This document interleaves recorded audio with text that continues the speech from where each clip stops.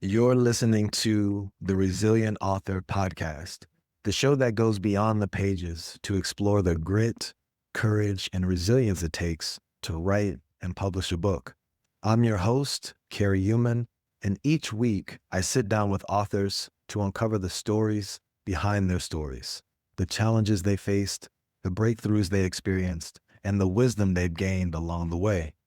Whether you're working on your first chapter or celebrating your launch, this is the place to find inspiration and practical takeaways for your own author journey. Let's dive in.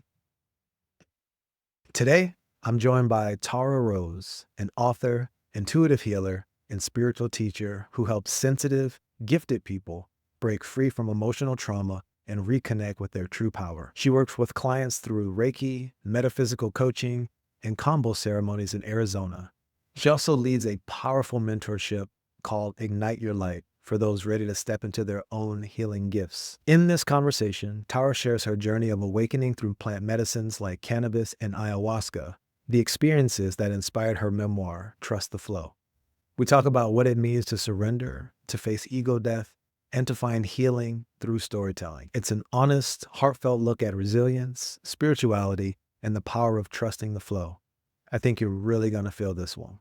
Here's my conversation with Tara Rose. Tara, for listeners who may not know you yet, what's your book, Trust the Flow, Awakening with Kambo, Cannabis, and Ayahuasca about, and what do you hope readers will take away from it? Thank you. Well, it's a mystical memoir. It's a story about my personal journey going through spiritual awakening with the medicines you mentioned, Kambo, cannabis, and ayahuasca, discovering who I am at a soul level, who I've been in my past lives, and what I'm here to do. And it's about the story of going through shamanic initiations, awakening, and ultimately being challenged by life and very difficult circumstances in life to navigate and create the desired outcomes that I want using only metaphysical tools, using my higher self, embodying what we might call fifth dimensional creator consciousness, manifesting. So, for instance, the second half of the book is all about I found myself basically homeless. I had money from my work, but not quite enough to make it in Portland and support myself with an apartment. And the doors were closing for me to be able to find a place to rent as well. It was, for some reason, really hard to get a room with a dog and hard to find rooms at that time. It was 2019. And I was finding myself, just really stuck and basically just having to Airbnb it. And I did that for about a year, couch surfing and Airbnb-ing all around the city, which was really stressful and crazy. And at a certain point, I consulted a friend of mine who's very intuitive, who's a fellow Reiki master. And I was like, what is going on here? Like I had spent, about a decade in a one-bedroom apartment, really happy in this really cool part of town, Alberta Arts District in Portland, which you know very well. And I was super happy. By the way, I keep looking over there because there's a tarantula. There's a tarantula on the ground here in the forest. I just saw. I haven't seen that here before. Okay. So I'm just keeping an eye over there, but I hear they're actually quite friendly. Not too worried. Anyway, yeah. So I asked a good friend of mine who's highly intuitive and very good at channeling what is going on. Like, why is my life not flowing in this way where I can't ground physically? And he was like, your soul, your spirit, you've lost resonance with this area, with Portland, and you need nature. And I said, okay. And he suggested go to the ocean and go to the desert. So I just took that very literally. And I rented a minivan, and I started living in the minivan and took it to the Oregon coast. And I lived at the Oregon coast for about 9 months by myself. And it so happened that this happened about a week before COVID and quarantine hit. So I spent about 9 months completely isolated in nature, which turned out to be an amazing gift. But I was able to use these incredible tools that I learned through ceremonies, medicine ceremonies that I sat through and being in touch with my spiritual guidance, these tools of empowerment of creator consciousness to be able to manifest myself the things that I needed. the income that I needed, being super isolated, not being able to really network or anything. The living accommodations I needed as well. I was able to manifest the money to buy a van, my own, and the van itself, which was absolutely perfect and super aligned for me. And from there, I was able to manifest better and better each year. And I really, when I say manifest, I mean it. Visualized it, affirmed it, believed in it, kept the faith and the positive energy, and miracles were happening. And that's the way that I got to where I am now, where I'm living in this awesome 31-foot motorhome off the grid, solar powered. I have a car. I'm able to just move to be where I want to be with the seasons, and I have a great deal of freedom. And I'm making a living full time working for myself as an intuitive healer and holistic healer and combo ceremonialist and mentor for healers and all these kinds of things. So the first half of the book was all about the awakening process and stepping into becoming a healer. And I think that might be where you're at in the book. I'm not sure how far you've gotten in yet. So that's the long synopsis. But the answer to what do I want people to take away? Each story that's in this book, I selected with the goal of inspiration and empowerment. So I want each chapter to be an anecdote that you take away some learning from or some inspiration from, that you can do this too.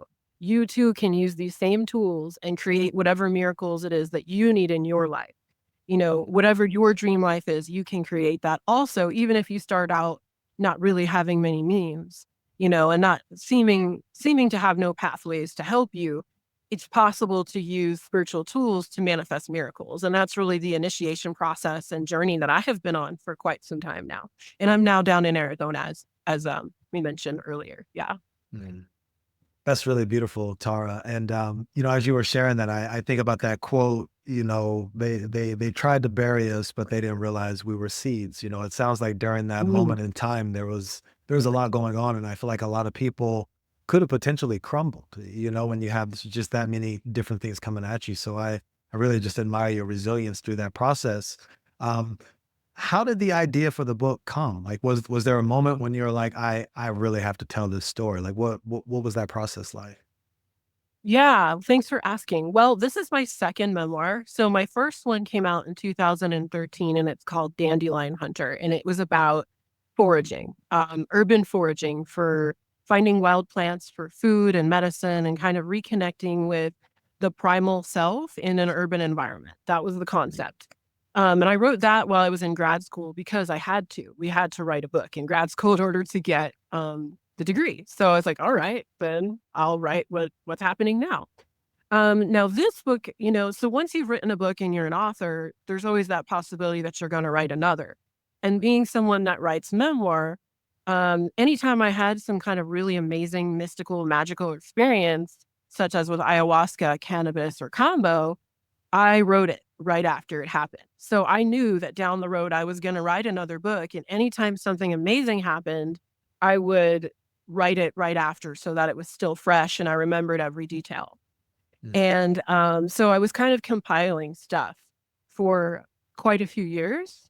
And then at a certain point, really once I got on the road, I started feeling just this internal knowing that I was supposed to write a book. mm, And so that's when I started. And it wasn't that easy to do moving around. I think stability is very helpful for writing. But what I did was, it started in the Santa Fe National Forest in New Mexico in a van. And I just felt this strong internal, you need to write this book. And I just kind of figured, all right, well, I write memoir and I've got these chapters already. And I guess the through line, so to speak, the arc is where left off with the last book, where I started in the first book with these new chapters, these new experiences, and to where I am today. I guess that's the arc.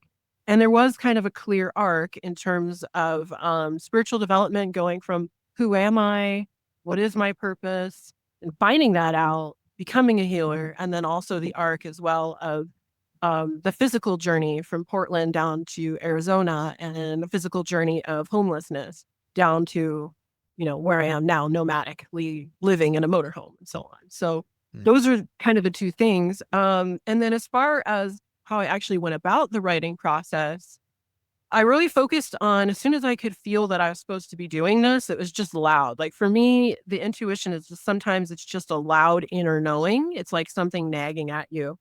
I just started writing down, okay, what are the stories that I would like to tell? What are the experiences that I think I want to tell about? What am I personally excited about? What what seems the most interesting to me, and what am I most inspired to talk about? So I wrote down a list, basically just outlining, really just a rough list of what are the stories, and then what themes would I like to put in my book, and what points would I like to get across? Like, what do I want to teach people through my experiences? As I am foremost a teacher.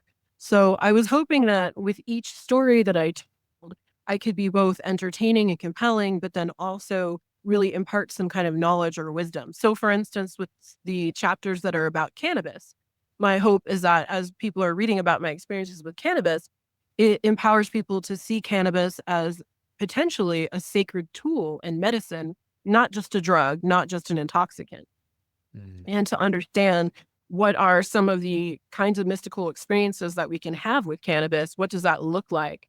What does a kundalini awakening look like? What does it feel like? What's an ego death? What does that feel like?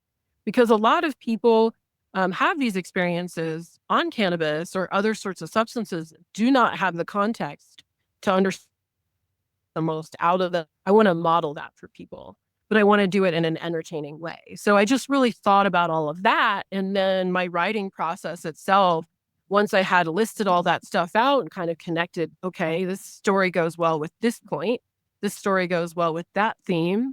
I just looked at it that way, and then looked at what order should it go in? What's the through line through time and through place? A journey in time, a journey in place, bam, and then speech to text, each of those ideas, Mm. and Yeah, then edit from there. Yeah. nice. Yeah, like I said, I'm still going through it, but the book feels very conversational. It feels like you're sitting down and really just talking to the listener, which I really appreciate. Um, one thing I found just recently with talking to different authors is that, and you've talked to this, you've spoken to this a little bit, but writing is rarely a straight path. I imagine you dealt with resistance. You mentioned homelessness, Oh, nomadic yeah. life, figuring some things out. When things started getting tough, as you're working through this process, like what did you draw on? Like, how did you keep going and finish? A lot of people stop, a lot of people quit, a lot of people give up. Like what pushed you Mhm. to finish this? That's a good question, and that is a good point. And yeah, I was struggling during a lot of this period. I was dealing with depression and anxiety and some unresolved core wound issues, where I was really struggling with self-criticism was probably my biggest struggle. And that, as a writer, is crippling for sure. Um, well, it was interesting because I started out in that place when I hit the road, and started living in nature in a van and all of that in 2020. And, being in nature and being completely isolated gave me a lot of alone time, a lot of reflection time, as everybody, I think, experienced during COVID as well, to start to resolve some of those issues internally. So I started listening to, an awesome ebook on self-compassion by Tara Brach that really helped me so much. Her reframe of self-compassion as something that you use yourself as a proxy to be kind to others. So you use yourself, you don't identify so much with yourself. You see yourself as a human, one of, having a human experience, but sorry, a spirit having a human experience. And through giving yourself compassion, you give humanity compassion. You see your shared humanity with others, and you don't separate yourself out. For me, that was a huge turning point. And I had some really cool spiritual experiences that helped me through it. So I guess what I'm saying is, dealing with the root causes of your blocks and struggles for me was an important first step, rather than trying to push through going through it. And I also took breaks. So what I would write or speak to text, really, when inspired and excited. But if I wasn't feeling that way, I didn't push myself to write. Mm. So I didn't, some people are like, you have to do an hour every day or whatever at this time. And whether you feel like it or not, just sit in front of a computer and try to write, or however they do it. That does not work for me. That's not as organic. And I wanted it to be, I wanted to give my best content, and my best content for me, as a creative person, is usually in the moment I'm inspired rather than writing from the mind and so on. You can revise from the mind later and make it even better and polish the gem. But my favorite stuff comes out of me when I'm really in the zone. So Mhm. I would just write when I was really inspired. And I took months off from the project when I wasn't in a good place mentally or emotionally to work through stuff. I'm in a place now where I feel amazing. I don't have depression. I don't have anxiety. I've resolved all my stuff and it's fantastic. And, I help people work through that stuff as an intuitive healer, which is really rewarding. And I've actually written as well an ebook on self love called The Self Love Upgrade to help people with some of those. How do you treat yourself better? How do you relate to yourself in a loving and compassionate way when your history, your upbringing, your conditioning is more harsh, more self critical? I think writers struggle with self criticism to a huge degree. And it's really sad because criticizing yourself is surely a cause of writer's block and probably the biggest one. 100%. Yeah. So I think Absolutely. I think self-love is absolutely essential in life, of course, and for mental health as well. But and physical health too, really, for in every way. But I would say without self-love, it's going to be hard to complete a book. That's so true. So true, Yeah. Tara. Your book, as you've been talking about, it goes far beyond writing. It dives into plant medicine, healing, Mhm. nomadic living. I would love to just explore just a few of those threads. So one thing that really stood out to me, you write about inviting sacred plant medicines to come to you instead of chasing them. How did that approach, ultimately shape your relationship with the medicine and your healing process? Thank you for asking that question and thank you for noticing that. That's one of the most important perspective shifts I hope to get across to people through this book Mm, is that, it's about having a relationship with the universe, with spirit, with the life all around us, and having that respect for these medicines as sentient and conscious and very wise, infinitely intelligent beings connected to that even higher source, right? So I think it's about being, what some people might use the phrase like right relationship, it's about being in right relationship to the medicine, not using them as drugs or intoxicants, and not even pushing ahead and just going from the mind and being driven by the mind. Oh, I need to do this because it sounds like a good idea. And I'm not really knowing, jumping in, to the deep end, not knowing if what you're doing is actually right for you or not. Like when it comes to psychedelics, when it comes to a medicine like ayahuasca, or even high doses of cannabis, you can have traumatic experiences if you jump in a time when you're not fully prepared or in the wrong setting, in the wrong situation, or with people that, well, I shouldn't say wrong, but unbeneficial. Let's just say more difficult than it needs to be. Right? I don't want to judge it, but because every experience has value. But yeah, when you allow yourself to be spirit led, when you allow yourself to just talk to the universe and just dialogue with the universe and or your higher power, however you want to frame that, and ask, so I would say, right, like in the first chapter I mentioned, for instance, when I decided I'm really curious to experience ayahuasca, what I did was I said, ayahuasca, I'd like to meet you, come and find me. And I did that because that's respect. And that also gives the universe and that medicine the chance to guide me to the most aligned, most beneficial set of circumstances and people possible for me to experience because I'm not seeking it out, just going with whatever offer I've got. Because you get invitations in your network and so on. Instead, or like some people might do, searching out the reviews online for ayahuasca retreats and so on. When you call the medicine to you, you allow the universe to create an experience that's a perfect match for you and to give you the most benefit. So I think it's a safety mechanism in a way, but it's also about trusting your higher power and allowing your journey to be a co-creative dance.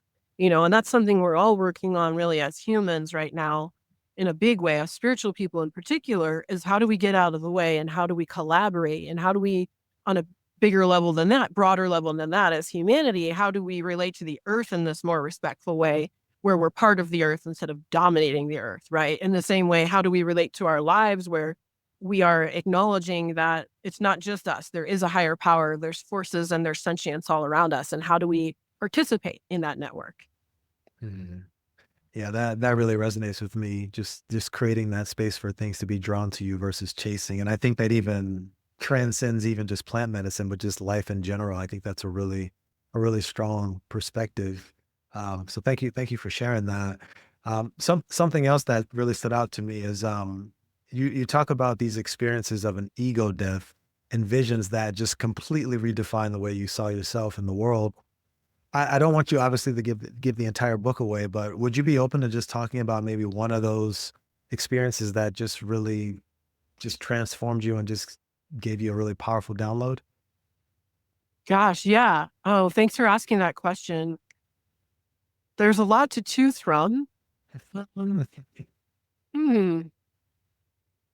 Hmm. Well, when you talk about ego death, I think of two particular events that I did write about in the book. The first one was with cannabis, and that wasn't even a high dose of cannabis. I just took a couple hits off of a vape and was going to go take a bath. And I sat down in the bathtub, and all of a sudden, this terrible feeling of doom came over me. And I felt like the worst panic, basically felt like maybe what would be a panic attack, but more than that. I felt like I was getting dizzy. I felt like my consciousness was about to go. It was like a really scary and crazy experience. But I've learned a lot through challenges in my life that surrender is a really powerful tool that empowers your higher power to help you. So if anytime I find myself in a crisis, along the journey there have been many, I have found that if I can accept what's happening, that's what I think surrender is acceptance. If I can just radically accept what's happening and not try to control what's happening and really call upon and trust my higher power to take care of me, whatever that might be, then I can go through the experience more gently and feel more supported and not freak out. So that's basically what I tried to do. I was in the bathtub and I realized that I couldn't stand up and that I was going to lose consciousness. So I just basically prayed aloud and very carefully got out of the tub, put a towel on, and just went to sit down in my meditation space. I ended up laying down, face down on my carpet, half naked, feeling completely ridiculous and weird, but noticing that I felt physically better in that position. I had been feeling really nauseous as this was happening, and the feeling of impending doom passed. And that's, classic for ego death. I think really important um, to know because I've had people mention, clients and students and so on mention that, they have anxiety and they sometimes feel this doom. And when you contract against it and you fight it, I think you're resisting a potential ego death, which is of great benefit because what is on the other side of your allowing a part of yourself psychologically to die is that more of your light, more of your higher self, more of your soul can come through and be in your vessel, be in your brain, be in your mind, be in your body. And that's a gift because the more of your higher self you have in your body, the more, more magically powerful you are as a manifester, the more tuned in and connected to yourself you are, the more connected to where you're supposed to be, your internal spiritual GPS you are. There's just so many gifts that come from that. It's a good process. So for me, I mean, that was huge. That was probably the first major ego death. If you hear a noise, it's my dog right here, by the way. Um, yeah. So yeah, that was the first one, and that was life changing. As I laid down on the carpet, I was hearing music in my ears. It was strange because I heard wooden flute music in one ear and techno dance music in the other ear at the same time. That was the trippiest thing ever. I don't know what was going on, but my interpretation was that I was receiving activations on sound waves from positive helping spirits who were initiating me and changing my frequencies from different realms and different dimensions, different times, kind of creating um, this crazy portal and activating me. And I went through that process. And after I went through that process, I emerged fine. But it was a crazy experience. And, it's easy to think you're going through some kind of psychosis or something when it's happening.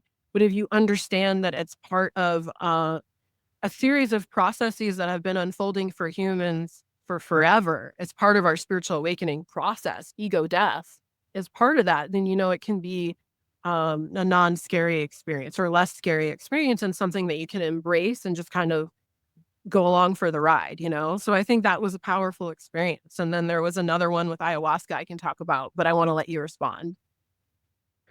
Yeah, I mean, just to your point where you were talking about being in the bath and just sort of feeling like, the world was going to end. I know a lot of people, especially those who aren't experienced, could really have a intense experience that could put them in danger. And I think one thing that I'm hearing is because you've had these experiences, it actually makes you, I think, a much more present teacher, because when you are taking someone through ceremony, these things do happen and you hear it all the time, but it's so easy these days, I think, to find things, different plant medicines and take them. And if you don't really know how to handle them, like you can find yourself in a really strange situation. So it's interesting hearing you talk about having these experiences, but because you've had them, you can sort of transcend them. And I would imagine just with you holding space for people that probably happens often. Your ego's dying, so it feels like you're dying. But when you start to breathe, when you start to pray, when you start to just find that center, you realize that you're so far from dying. Like you're something new is blooming.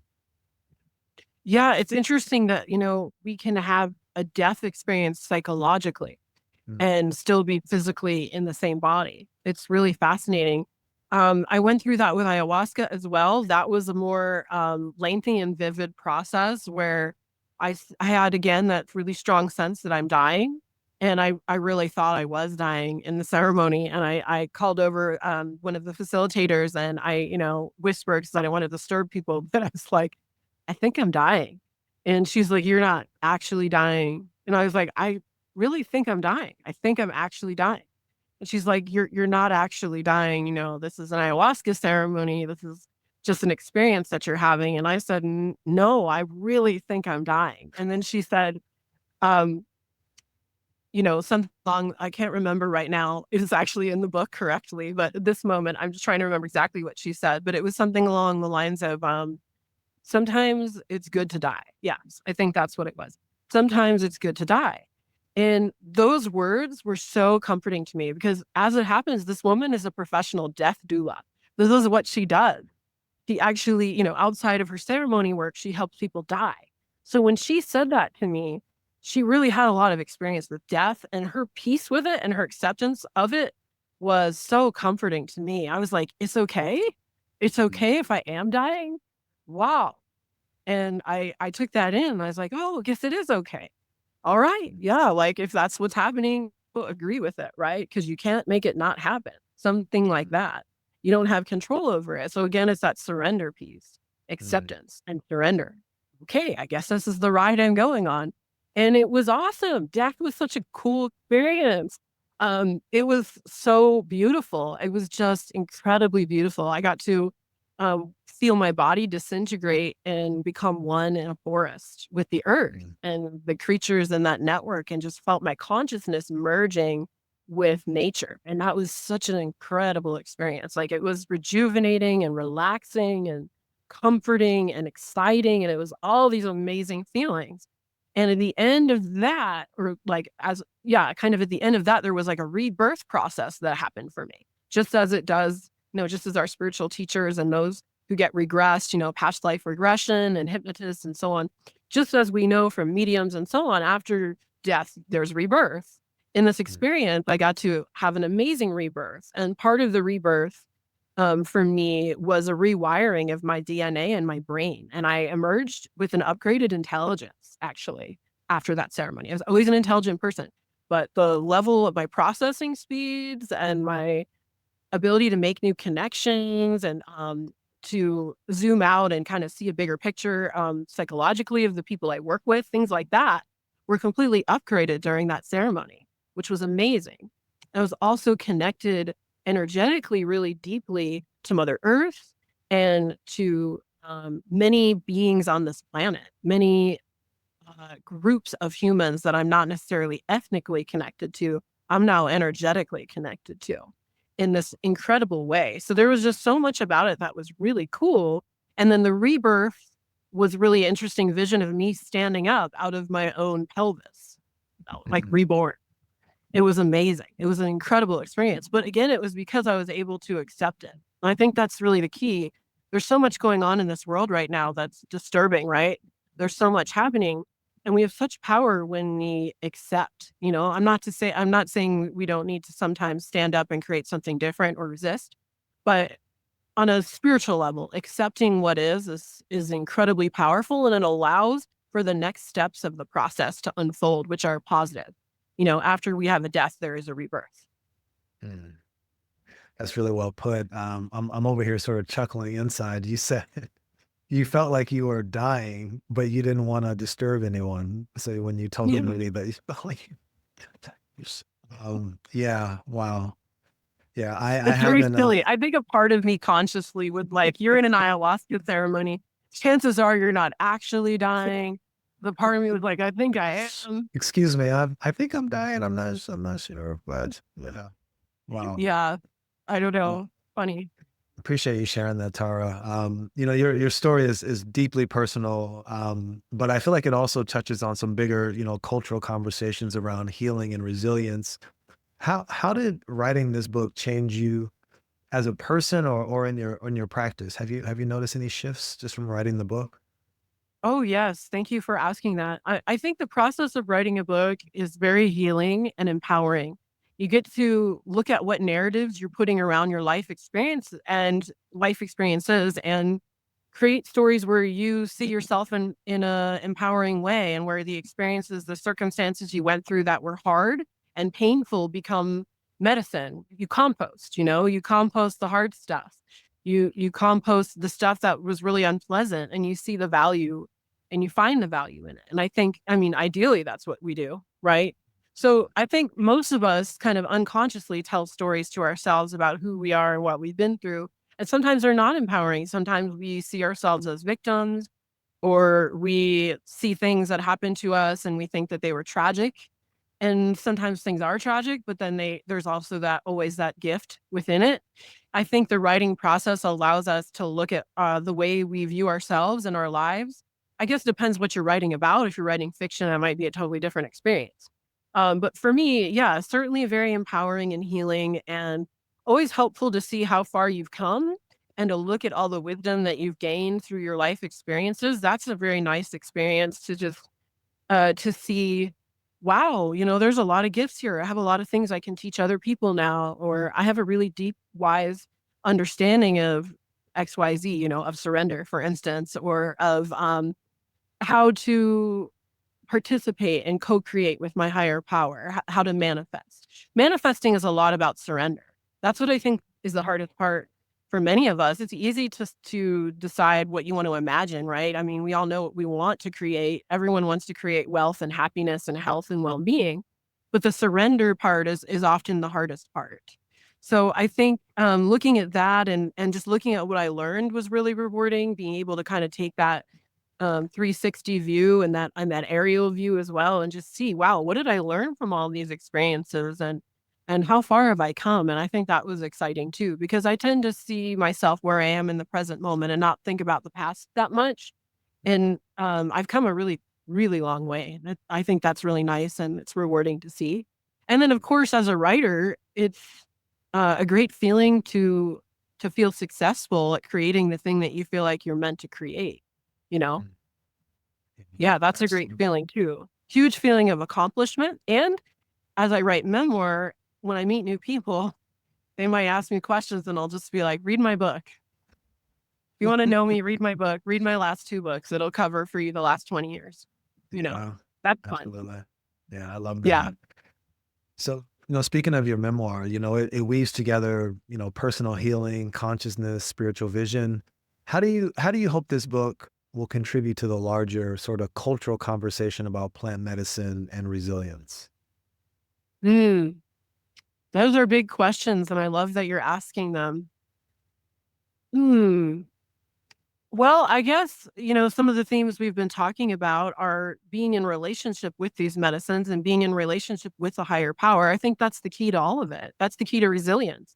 I think without spirituality, life is very difficult, and we don't have access to a great many tools and resources that can make it incredibly easy and magical, or easier, I should say, not easy, but easier and more magical.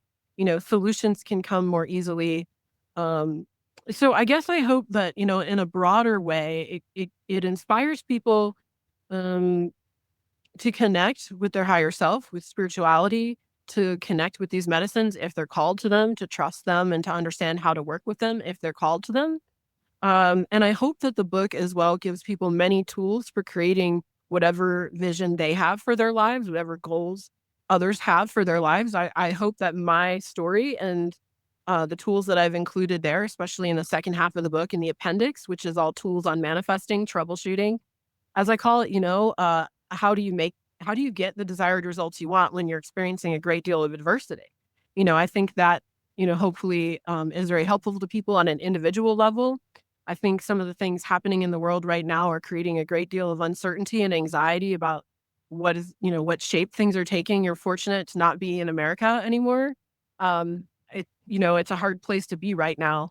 It's a place where there's a lot of anxiety all the way around, and I think it's a powerful time to be in connection with your higher power to guide you through, our own individual paths. As how are things going to go, and also, excuse me, manifesting or trying to bring in the most optimal outcome for the collective as well.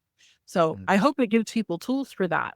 I do think ultimately that what we see in the collective, what we see in the world around us, is a manifestation of our individual consciousness. And I think that each one of us, as we heal and work through the traumas and the blocks and issues that we have, and get connected to who we really are and step into what our higher calling and mission is, I think as we each do that, the external picture changes as well. So I mm, think we become more effective in as positive beings in the world, as people trying to make a positive impact, light workers, if you will. And I think that we also kind of contribute to the equation on a broader way, bringing in more light. I think each of us that brings in more light in our internal personal journey helps the collective in some way. And actually, that was something I saw in one of the ayahuasca ceremonies, which was really comforting. Was that the light workers, those of us who are basically consciously doing this work of healing ourselves and trying to make a positive impact on the world around us, that we are metaphysically more impactful than the unconscious people who are just in their suffering and kind of repeating patterns of suffering and, the hurt people cycle. um, we are fewer in number potentially, but we are actually greater in magnitude energetically and metaphysically. And I don't know how or why. That's, above my pay grade, as they say. But I did get that message like directly from spirit. And that was a really amazing and comforting message, that we are actually having a much bigger impact than we might think. And also, I think, considering that we go through a process on our individual levels as well as a collective level is helpful too. Looking at that process, we go through these hardships, we go through struggles, and then we come out the other end and we experience rebirth and we experience gifts, and I think as a collective, I hope that's the case for humanity also. So I hope, yeah, that's a long-winded answer. I'm a writer, sorry, but um yeah, I hope it inspires and empowers. That's what I think would be my hope, is those two takeaways. And I think also, um, as a collective, humanity is shifting from, we could say, like yang yang dominant to more yang yin balance, or masculine feminine, as some people like to say, or active and receptive. I think as a people, as humanity in general, has been too much in the ego and too much in the mind, and not enough in the spirit, and not enough in the receptive listening to nature, listening to our higher power, taking steps forward in balance and in that connection. And I think my journey is a lot about moving from that one way of being that's not so helpful to moving to a much healthier, more balanced equilibrium, and that's brought me great blessings, and I hope it can help people, inspire people and empower people, to have some tools to do the same thing, because I think we're all kind of trying to do that on some level, the conscious among us anyway. yeah. So what do you think? What do you think about? I gave you a lot there.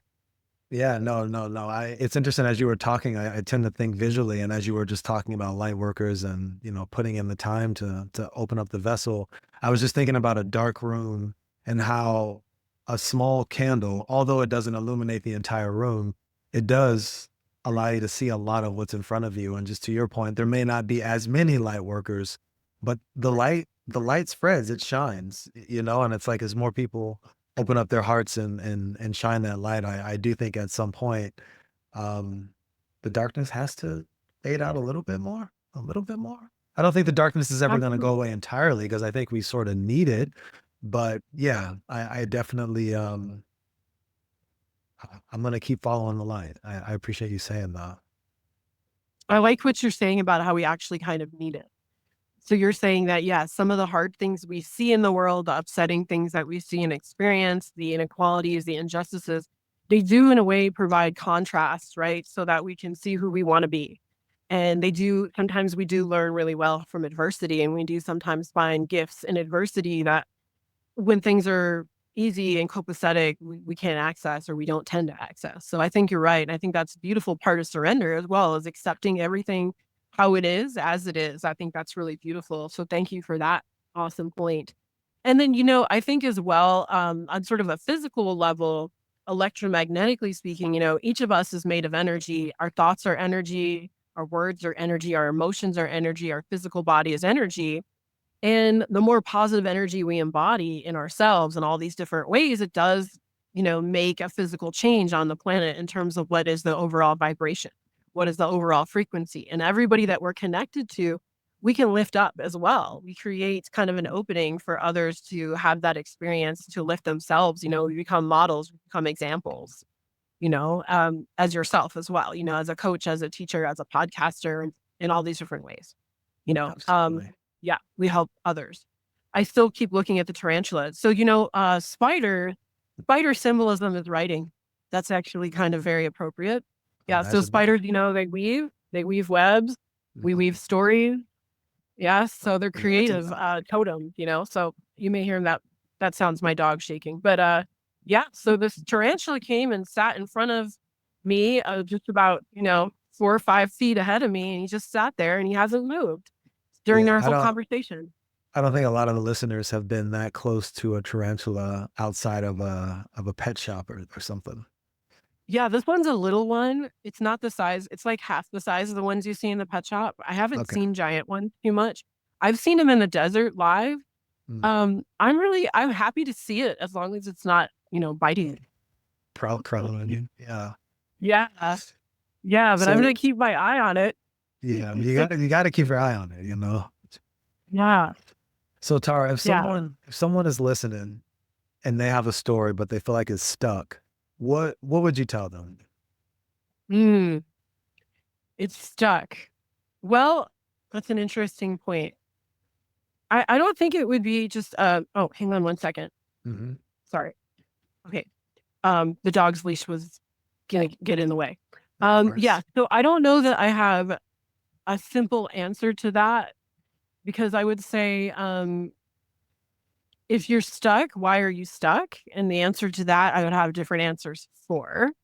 But I guess I could say something encouraging, which is that you have a lot of support around you and more than you realize.